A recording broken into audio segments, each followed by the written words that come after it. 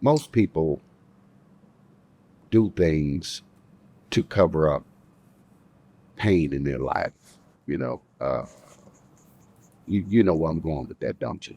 Do you use comedy to do that? Um, Growing up, west side of St. Louis, and being bullied, I totally get it. being picked on, being ridiculed, you know, um, didn't have the long, pretty hair as the light skinned, dark skinned girls People with down the the street. with the Vaseline and the water hair. You know, Trust me. I had that, can't do it, don't do it, burnt rice hair. Yeah. You know, OG, two letters that define respect. I created the original OGs to document the forgotten parts of American history. I want to recognize and give a voice to the men and women that have climbed to the top of their game. The men and women this marquee have been authenticated as original OGs. Welcome to my world, a world of the originals, the unique. Welcome to the original OGs.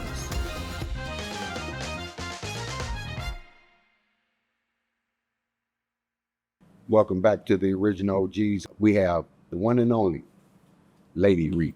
I mean, she's been around with comedy for some time. I'm telling you, if you haven't seen her, it's only because you ain't been looking. So you need to get it together. Subscribe here. She has her own thing she's going to tell you about. You subscribe to her.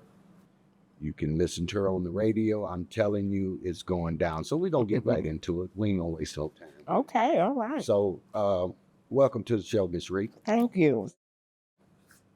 Hey, where were you born? Right here in St. Louis. See what I'm saying? Right here. They wasn't ready. See, right here, west side of St. Louis. Can't get no better. Ain't that something? So you came up in St. Louis. How did you get involved in comedy? What inspired you to do comedy? You know that old saying, I was born with it. I was natural. Dig? The day I was born, and when that doctor slapped me on the ass, can I cuss or is this? You started telling jokes. I started telling jokes. I get He slapped me and I slapped him back. it. There it is. And there it went. It went from there. Okay. Hey, it's a beautiful thing. Tell us about your journey here in St. Louis up until the time that you started doing comedy. Okay. How much time we got? You did. Okay, because listen here, listen. Well, actually, like I said, just starting as a kid, putting on shows for our family reunions. Okay. That's something, the black community, we do in the families, family reunions. Right. That's where everybody get their clown on. I don't care if you the crackhead uncle or the drunk auntie. Everybody gonna do a show. Okay, so it just started from that. My mom used to give a lot. I'm come from a single family home. Okay. And only one brother. So my mom, she would always give card parties. You know the thing. Card parties, all kind of house parties, Totally. And I would always kind of like DJ. Okay. My mom would, on the albums, the albums back then. So she would put a black dot on all the jams on all the albums. Okay. So I knew exactly what songs to play. So it just started from that. Okay. And then just being, the family class clown. My mom smoked like, come in here and dance for us. I come in there. I'm doing the Michael Jackson at a young age. I'm doing Aretha Franklin, Diana Ross, just anybody. Be prepared. And it just started from there, And then, of course, kindergarten, doing little school plays, and then high school, doing school plays, the class clown, and it just rolled from that. You come out of high school into comedy, or you started doing it in high school? Well, actually, during high school, I did a lot of side plays. So actually, out of high school, I went to cosmetology school. Okay. So I'm a licensed hairstylist over 30, probably like 34, 35 years now. So I came right out the gate, because growing up, I have 7 aunts. So I learned how to do relaxers, roll hair, and I'm talking like at 8, 9, and 10. Yeah. So doing beauty school and stuff like that, it was like I was still doing theatrical plays, putting on skits for the school. Then I started doing the Brown and Brothers shows in Atlanta. You know, winning shows in Atlanta and stuff like that. Oh, big thing. Brown and Brothers was huge back in the 80s. Most definitely. And after that, just I worked in a lot of barbershops because I like to work with guys. You know, that old stigma, you know, girls, they talk, they start stuff. I didn't have time for that shit. I love to work around my brothers, you know. And from that, I met a young guy named DeAndre Whitner. We was doing a play together. And he had a comedy, you know, a comedy spot. So he was like, you know, you so funny. You need to come along. And it just went from there. I did my first stand-up. Actually, my first stand-up was at it was I forgot which liquor brand. I think it was Martell. And they was asking for amateurs to come out and do, you know, comedy. But when I got there, I didn't know it was all of our St. Louis greats. It was Said. Wow. This was Said when Said was performing at Manny's and Sanford's on Riverview Circle. Brother Dre, and like all these guys that was really heavy into comedy. So when I got there, I froze like, damn, I'm thinking this, you know, don't be amateurs. Right. So, you know, I didn't win, but I got up there and I stuck my titties out, as you say, your chest out. And I did my thing. You know, I didn't win, but it was just something on my bucket list just to say I did it. And I wrote down my yes and my no's from that. You know, moving the years forward, I met DeAndre Whitner, and then I started doing comedy for him. And my first show, I got a standing ovation. But wait. What made you decide to take that on as a craft? Everybody kept pushing. Okay. It was always that, you know, you should be a comedian. You know, you got this, you so creative. Because, I mean, I'm gifted by hands, not by the books. I get it. I'm a quick learner. I'm from the streets. I'm quick with it. I know how to survive. I know how to hustle. If this don't work, I'm going to do this. You know, and that was one of the things that my mom taught me, because right out of high school, hell, I barely made it through high school, but I made it. I made it. You know, but she was like, baby girl, you got to get a craft. You know, that's why I tell a lot of, you know, youth now, if you're not into college, get you a craft. For real. You know, and college ain't for everybody. Hey. You know, you can always double back. It ain't going nowhere. It's going to be there. So pretty much for me, that's what it was, you know. On this show here, we explain our position in defining an OG. Most of the time, it's me. But today, I want to hear from you the idea, your definition of a female OG. Yeah, let me get that. Okay.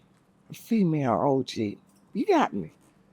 Because I was. Got you. You sitting there. Oh, well, see? Wait a minute now. I'm looking at OG. Okay. You know, I'm real humble. I'm real humble with that. I don't have the big head, you know. Me too. Oh. Boy, we're going to turn this into something else. Cut these cameras off. Cut this lights off in here. Let me find out, OG. Wait a minute. Let me find out. I ain't scared of you. Okay. You know. But I'm very humble. You know, and people always come to me and they say, Lady Reed, you know, or they call me Funny Lady. It's actually Lady Reed, the funny lady. So if they can't remember Lady Reed, they're going to be like, you that funny lady. Yeah. But they always come to me and they like, I know you're going to make it. Don't forget about the little people. Right. And I always say, baby, I am the little people. I am the little people. I know what it is to not have food, you know, or to get your gas cut off. Like, I've been there, done that. You know, so an OG female to me is someone that stands in her truth. No added preservative. Thank you. I don't stay in the same lane as everybody. I color outside the lines. I'm a broken crayon, but I still color. There it is. You understand what I'm saying? Y'all hear that? I'm a broken crayon, but I still color. Hey, You know, it and works. and I love a challenge, you know, and I don't need, you know, all of this extra bandwagon and all this and all this. Just Right. keep it simple. Well, that's what we You know, and people will speak for you. believe that. You don't have to speak it. People will speak for you. Just demonstrate. Yeah, as long as you good and true to yourself and you genuine with others, even those that you know that are haters, the naysayers, Hello. I pray for them and I love them the same. How would you describe the journey, the difference in the journey of a male OG and a female OG, and some perspective on how you see them when they come from different cities? Well, with that, you know, the guys gonna stick together. Okay. First off, my sisters, you know, it's that. I get Oh, she thinks she better. If you don't think it, who else gonna think it? it's my job. First of all, you got to think the best for yourself. Hello. You got to carry that. You know what I'm saying? Because You're not on you. there it is. And you are your best promoter. Can't nobody promote you better than you can do it yourself. There it is. And if you don't believe in yourself and if you can't show it and come in with that lioness, with that fire, Hey, you will get ate up. I just, you know, I'm a sponge. I watch. I absorb. Only when, you know, then I come out fighting. But I listen. I listen. Because, you know, us women, we get that stigma. Oh, they talk too much. You can't tell us shit. Da. No, I'm a listen. That's me. I'm a listener. I'm a sponge. I watch. I absorb. I take mental notes. And I know how to use stuff and twist it to my advantage. I don't see a difference. I don't. get to 'em. Because we got to fight whether we man or woman. Hey. First of all, the day we were born, we were black. You understand what So I'm we saying? came out fighting. You understand We what didn't I'm have a saying? chance from the get-go. Hey, You right know, out the there we go. gun. So You know, so I personally don't see a difference. You know, I don't know. a race is a race. A finish line is a finish line. How did you get involved in radio? Radio came, once again, no experience. Never been in broadcasting school. None of that. Okay. But I was blessed with the gift to gab. I was blessed with the gift of having that microphone in front of me and having everybody's attention in that arena. And just you know, like that old saying, when E.F. Hutton talks, everybody listens. So that was kind of me. And my first I started comedy in 2016. Yeah, so people been thinking I've been doing this for 20, 30 years. Yeah, me too. But, well, good friend, Ricky Smiley. Okay. I had opportunity to work with Ricky Smiley on the back of Kenny Howe, Okay. comedian Kenny Howe. Went to Michigan with Kenny because he was with Ricky. So I bought my own ticket, flew down there. I wanted to support him because he's like my mentor. Right. Kenny Howe, Jesse Taylor. You know, these are my mentors from St. Louis. But when I went there, long story short, Ricky wound up giving me a quick 5 minutes on the stage. Wow. 5 minutes in the comedy world is a long time. Sometimes they may give you 3 minutes. Wow. And you have to get out there and you have to quick hit it. So when I first met Ricky and Kenny was like, yeah, this is Lady Reed from St. Louis. She the queen of comedy, blah, blah, blah. Ricky shut me down. He said, she ain't no queen of comedy. I ain't never heard of her. And said, my best friend. Okay. I said, ooh. He made me go like, ooh. I said, okay. But see, that's when that mouth shut up.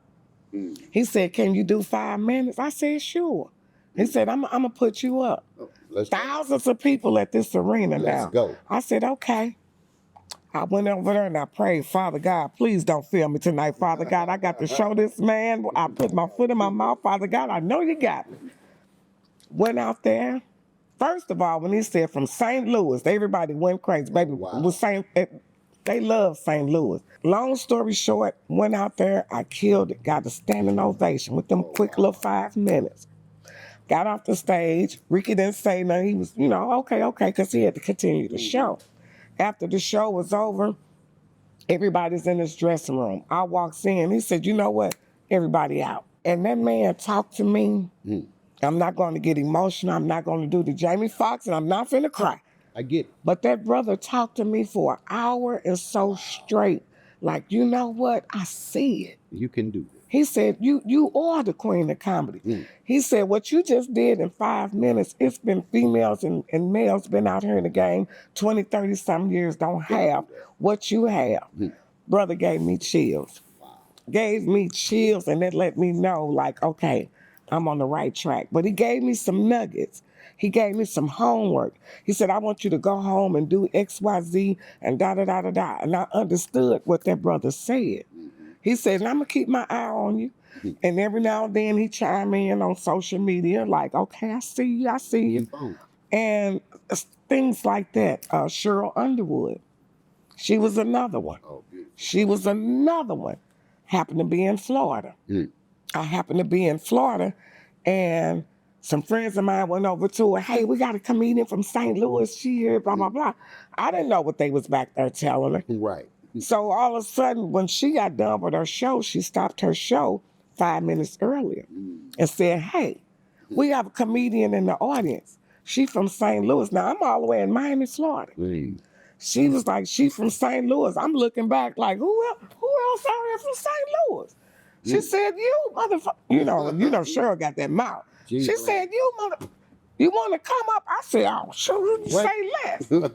I've been waiting. And my thing is, if you stay prepared, if you stay ready, you won't have to get ready. I'm already dressed. You see how I dress. When I go out, I'm going to always be dressed. People say, is it your birthday, baby? Every day it's my birthday. I'm coming fly. The Ricky Smiley thing. What was your routine?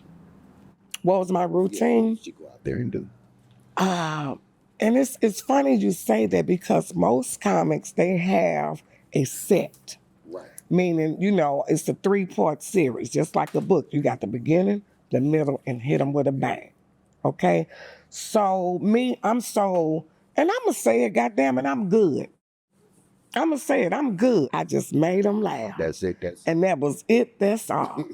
And it must have been so good that I impressed this man that he cleared out his dressing room. Hello. And everybody pretty much knew, like, oh, okay, if he clearing out the dressing room, he about to give her this course. And like he said, the information he gave me, most of those comics couldn't even pay a course to get that. So, and with Cheryl, she let me up. I closed out her show. She said, I'm going to keep my eyes on you, baby girl. You know, and it's just other comics along the way that I've opened for. Lil Duval, Don D.C. Carey, just quite a few that I've opened for and had the privilege, you know, touring around. How often do you tour and with whom? Well, I've yet to be on tour with a set comedian, you know, but I've done guest appearances. I've done, you know, you have to get that chitlin circuit, as they say. So I've been grinding in the mud since 2016. I get it. Since 16. And my hashtag is she won't be local for long. I get it. Because I know it's coming. I know what my God has for me, and I know the path that he's serving and already has cut out. I feel it. I feel it. You know, when you do something bad and your mama get ready to hit you in the back of the head, and you know it's coming, but you're like, ugh. So I know it's coming. Being here in St. Louis, do you cross said often? No. No. He's not here that often. Nope. There's so much great talent. Oh, most definitely. Most definitely. It just blows my mind. And you were coming up in life. Who were some of the people that you would define as an OG? Speaking of said. Hella. Said. Because when I was a hairstylist at the top of my game, I wasn't even thinking about comedy. Said was performing at Manny's and, like I said, Sanford's and stuff like that. And we knew each other because of the little girlfriends he had at that time. And I was, doing everybody here in St. Louis. Right. But then as, time, involved, he knew I was doing comedy. We ran into each other, and Rodney Hubbard, is a good friend of Said, and he would always kind of, mention the Said, Lady Rhea is doing her thing, so he knows you know, but we've yet to cross and work with each other. But for us OGs, like said, I would say out of St. Louis was one of the ones that really inspired me to like get that comedy going. But on the level of course, Red Fox, you know, and Eddie Murphy, you know, being in junior high when he came out with Raw, you know, and the movies and stuff, seeing that. But I'm gonna go even further back, watching Carol Burnett in the Martin and Rowan and the Laugh-In shows. I would sit there for hours like, that's what I want to do. The costumes and the characters and all of that, that's what really, really drove me into the theater world. And just, I wanted to do that. Now, in your personal life, who are some of the OGs that inspired you just to be successful at life? Your father, your uncle, someone around you. Who inspired you to want to go get? My family as a whole. I get. I have 8 aunts. They've always been into fashion. My mother, my grandmother, my brother, just my family. You know, because they always believed in me. I'm like the golden child of the family. You know, I'm everybody. You know, when they have a house function, everybody waiting on me to come get the party started. So that love and that drive from my family first, that's what inspired me. Most people do things to cover up pain in their life. You know, you know where I'm going with that, don't you? Do you use comedy to do that? Growing up, west side of St. Louis, we wasn't poor, but we wasn't rich. You know what I'm saying?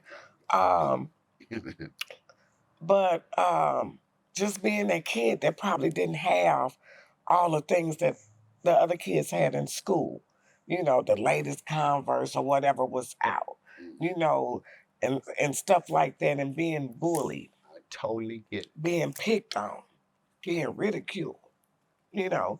Um, didn't have the long, pretty hair as the light skinned, dark skinned girls with the Vaseline and the water hair. You know, I had that, you know, can't do it, don't do it, burnt rice hair. Yeah. You know, and just like in the movie School Days, the jigaboos and the wannabes. Exactly. You know, just growing up being bullied like that. I just knew I had to find a way to fight out of that. I knew that fighting, it wouldn't get it because I was constantly getting, you know, my mom had to come up to the school and stuff like that. So I found another way. And it was this mouse, you know, learning to say stuff and would just, you know, stop them in their tracks. Just fighting out with words like that, you know, being quick to get them, you know, to where they start respecting me, you know. And then once I got to beauty school, I learned how to put some relax in that nappy head, get that swag together, learning, you know, because I wasn't always this fine. I wasn't always this pretty. You had to build that. Yeah, I had to build this baby. Oh, okay. And it's real. This real. This is God made. Yeah, but I had to work on it. I get it. You know, I still got my real teeth. I may be missing a few on the side, but you know what I'm saying? All real. But I just had to learn to take all of that and just turn it around, you know. And sometimes, you know, I'm not always, you know, like they say, tears of a clown. Who makes the clown happy? Who makes the clown, you know? About that part. Exactly. When all these lights and camera out and the microphone unplugged, makeup gone, yes, this bra, titties slinging left and right. Now, you know what I'm saying? So it's it's you have to find yourself, and you can't get lost in these lights, because then that's gonna eat your ass up. Oh, this shit will eat you up. So I stay grounded. You know, I have my nieces and nephews, you know, they don't see the Lady Ree and this comedian radio host, the morning show and all of that. Care. They don't give a damn. TT, you gonna make us some lasagna today? Can you make some of them black eyed peas with that cornbread that look like a pancake? They don't give a dang. That's what they looking for. You know, you said something about not being accepted. I want to go a little bit deeper there. Expound on that a little bit more. You know, now we're living in this social media world. They seeing this on social media. They want this. They want their hair like this. The girls, you know, they're getting these butts and the face, and they just, you know, just. You're doing too much. It's too much. You're doing. And then they're getting it at a young age now. You're not even letting yourself develop to see what you know what you can do on your own. Exactly. And it's just warping the brains of our youth. And half of them can't even work a washing machine.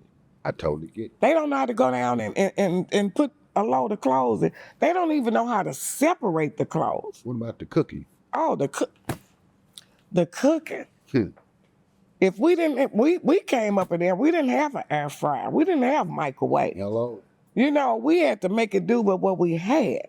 And these kids, they just lost. They are lost, and it's sad, you know, that they really don't have that foundation. Yeah, that's what to help them, you know. But I always say, like I said, it's not always in the books what you're going to learn. You have to get you a craft out here, you know. For real. You have to learn something with your mind and with your hand. Everybody is so caught up on social media and the likes. If you don't get this many likes or if you don't get this many views, you feel like you're not worthy enough. And you ain't like. And you're not liked. You know what I'm saying? And if this internet shit shut down today. Oh my God. What? If this shut down, no Instagram, no Facebook, none of that. The world will crash. It will be another Wall Street, you know, just Wall Street tumbling, and it's sad. It's tough. These signs, like Prince said, the sign of the times. Real simple. It's we living in Gilead right now. Okay. You know, the Babylon, baby. It's real. First of all, you have to be right, get right with God. Hey. Don't be afraid of that. Don't be afraid to get right with God. First. Because your friends and this social media stuff, they ain't gonna be here. Your mom and your pop not gonna be here because my parents aren't here. You know. Neither. Right. So who do we turn to? Hello. You have to be able to turn to yourself, first of all. You have to be able to open your mouth and speak his name. I think that's one of the things that is killing our youth. Not knowing that there should be a relationship there. Oh, yeah. People today have pretty much tried to take God off the table. Out the schools, everywhere. Your advice to young black women under that concept of our conversation, you would advise them. Be yourself. First. Be original. Hello. Don't be like, and no diss to the Megan Thee Stallions and the Cardi B's and all of those video people. Be yourself, because those are fads. What's going now? What's working now? They be gone tomorrow. And it's a whole new one. You know, be yourself, be true to yourself, find your own lane. So when you are gone, you left footprints on this earth. Hello.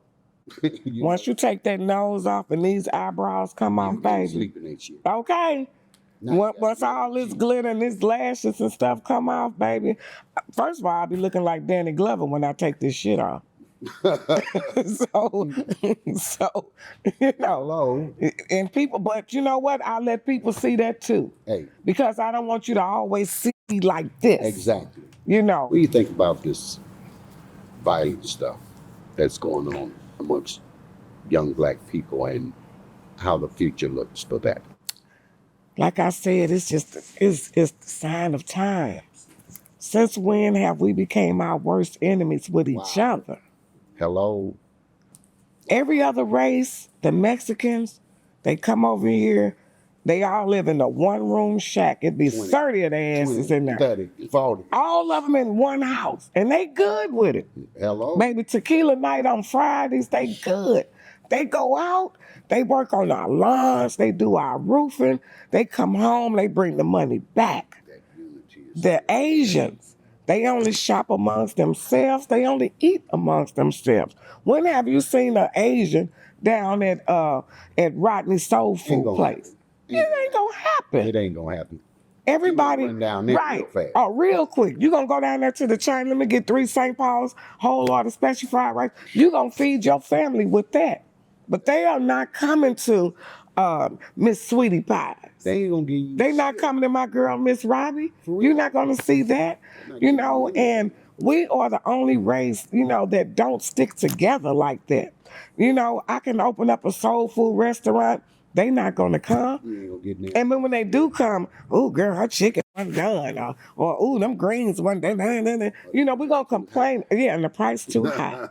We're gonna complain with each other so bad. But you will run out to Neiman Markets. You will go out there and pay $3,000 for a pair of Gucci shoestrings.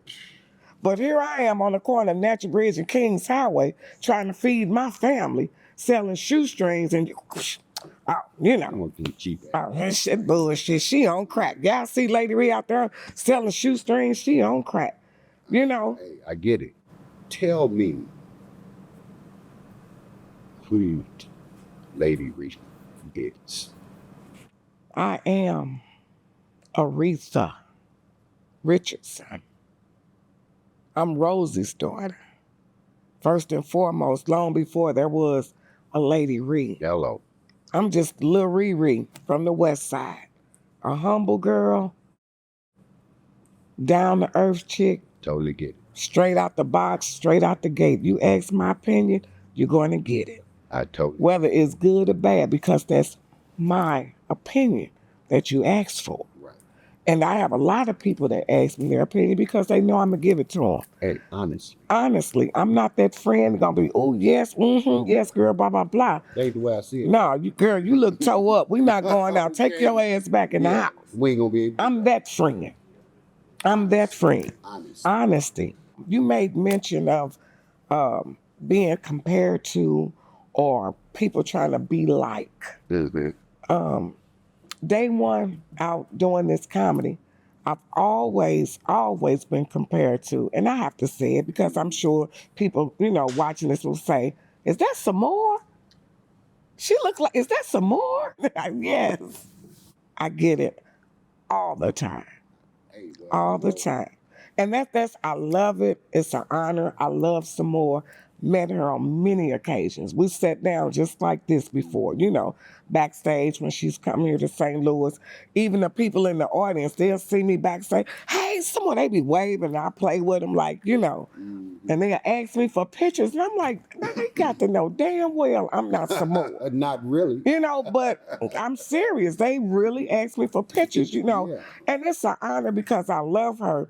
But what I love to hear when people see my show, they always come up and say, you remind me of some more. Y'all look alike. The hair, swag, you a little bit wilder than some more. You a little bit, you know, y'all style is different. That's all I want. Because I'm not trying to be her. Thank you. I don't want to be like no other comedian but me. You know what I'm saying? No other comedian. And I love that. It's an honor. I get tickled all the time, you know. People put side-by-side pictures of all of us all the time, you know, but our style is different. You know, now the hair, the swag, yeah, you know, but our comedy is different. Right, totally. Yeah. And we are two beautiful Black women, and we are talking about our life experiences. And as Black community, we all gonna have a lot of the same experience. We all got crackheads in the family. We all got drunks. We all got that loud uncle. We all got that little young niece that she don't talk. The young generation. Yeah, all of that. You know, when they don't even talk anymore, you know. Don't say something. Yeah.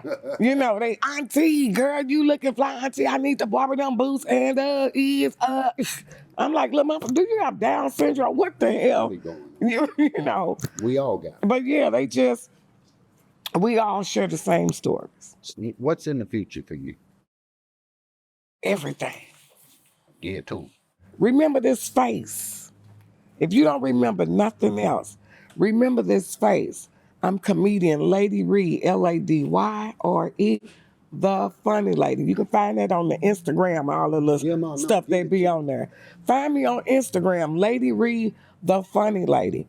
I'm coming for the world hard. I mean, Do you think? not like that, but I'm coming for y'all. Okay, I want to be the next queen of comedy, because the queens before me, know this, not knocking nobody off their throne, but it's a new Michael Jordan. Hello. You know what I'm saying? It's a new Kobe Bryant. It's always somebody new coming along, and I'm that girl. Lady Rita, funny lady. I'm gonna be the next queen of comedy. You gonna see me sitting on Wendy Williams' couch where she left off, not being interviewed by her, but running that show. I'm gonna be that girl. I truly believe that. For an OG comedian, how would you define that? An OG comedian.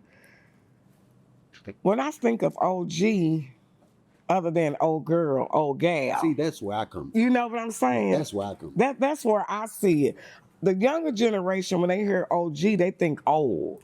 Even though it's, OG, old gangster, or whatever it may be. Oh, we're not old. Right, we're not old, but we can control that narrative of what the G is. Exactly. You know what I'm saying? No one has ever said that, but I think that was just perfect. So, no, you keep going. I just wanted to point that out. Yes. That narrative part, that was beautiful.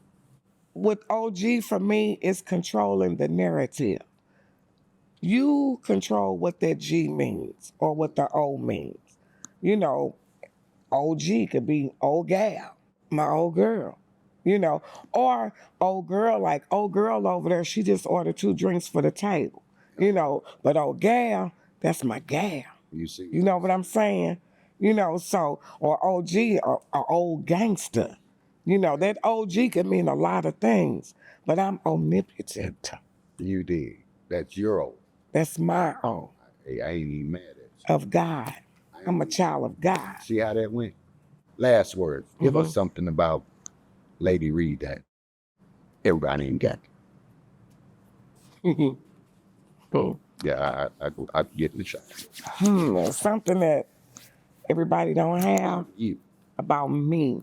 Confidence. Expand. People will never know that I used to be that real shy kid. Super, super shy. But I came out of that shell, because like I said, I had to fight. Exactly. Like Oprah Winfrey said, I had to fight all my life. I sat in that chair. Tighten it about to rock to death. I seen Miss Millie in that store, and I know there was a God. You see what I'm saying? But that was me. But the confidence to be able to speak for yourself. Thank you. To stay in your own lane. And speak clearly. And speak clearly and loudly enough that everyone can hear you and hear you roar and know that you're coming. Know that you can't be a pushover, a knockover, a yes ma'am, a no ma'am, a no sir. Hello. I'm Rosie's daughter. I come from the Faulkner clan in St. Louis. You understand. I was raised by a single mother. Yeah. And my father, my mother taught me, even though my father left when I was a child, she never taught me to hate that man. Exactly. My mother was never that type. Your daddy ain't shit. He ain't, baby, he left us. He's not here. Now we got to deal with this. Now we got to deal with it. If you ever want to find him, he's somewhere down in Mississippi driving a pickup truck. Fine. And hell, that's everybody in Mississippi. Okay. You know what I'm saying? Daddy! I'm like, who is my daddy? Yeah. Right. Anybody with last name Richardson, is that my daddy? And you hear me?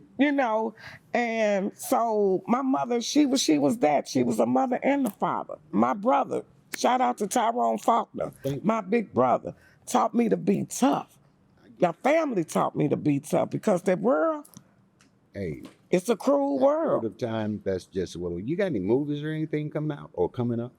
I got some stuff in the works. I really can't quite talk about it because the ink not dry. You know how that go. You know how that go. But if I'm working on tour with Charleston White, Okie doke. with comedian Charleston White. He called me Auntie, you know, so Okay. that's my nephew. In fact, I was talking to him earlier, so we trying Tell to. his ass to call me. Charleston, wait a minute, let me. Called him about 5 times. Okay, I'll call Charleston when we get out.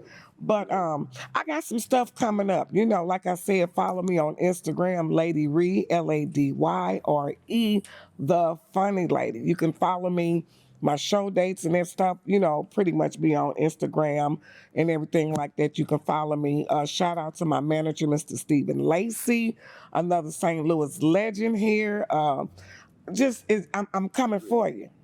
I'm coming. I get it. Would you dare to rank some of the comedians? I love them all. I get it. Everybody brings something. It's a buffet of this comedy life to me. Everybody brings something. And like I said, I'm a sponge. I want some of this. I want some of that. Yeah. I like that. I never had that. It's ugly, but I want to try it. And I love them. I love the Jamie Foxx, of course, Kevin Hart. I love Cat Williams. You know, it's just Cat. So, I love Cat. It's so many. Eddie Griffin, I opened for him before in California. It's just so many that they bring that I love. It's hard to say, you know, what's your, like my shoes. I love my shoes. Hello. Oh, But come you on now. them up. No, I don't wear them twice in a row now. See what I'm saying? I don't want this jacket. You probably won't see it no more. And if I wear it, it won't be in the light, you know. And I'll probably be down there doing laundry in this bad motherfucker. You know what I'm saying? But Totally get it. I love them all. Comedians, they like my shoes. I just love them all. It depends on what I'm feeling. Hey. Some people get dressed first. They might pick out their suit first. I'm a shoe girl. I'm going to go in my shoe room and say, I want to wear these today. So then I dress from my shoes up. Now see these, wait a minute, does that camera get them? Y'all get them? Y'all get that bad shoe? You get that, you know, that's that Jessica Simpson, baby. Get that baby, that's that patent leather, baby. You get it?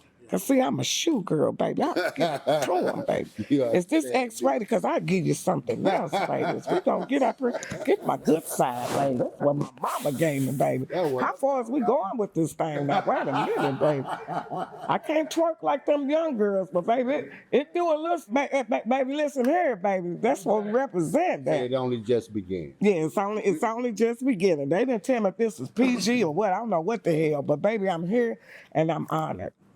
We have really, really turned this thing up in St. Louis. And I'm totally impressed. Yes. You know, the way that the people are giving us love and showing up. You know, me and my partners, we're doing everything we can to show the world what St. Louis really is. And I appreciate that. Hey, I love it. Awesome job. So, you know, awesome job. Hey, make it happen.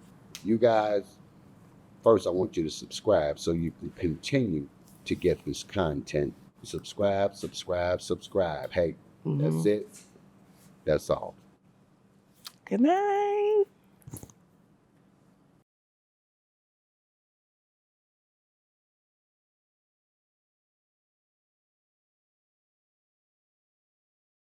If you live in a city, any city, big or small, and you would like for Mr. Rick to come to your town, get as many subscribers as you can in your town, go in the comments.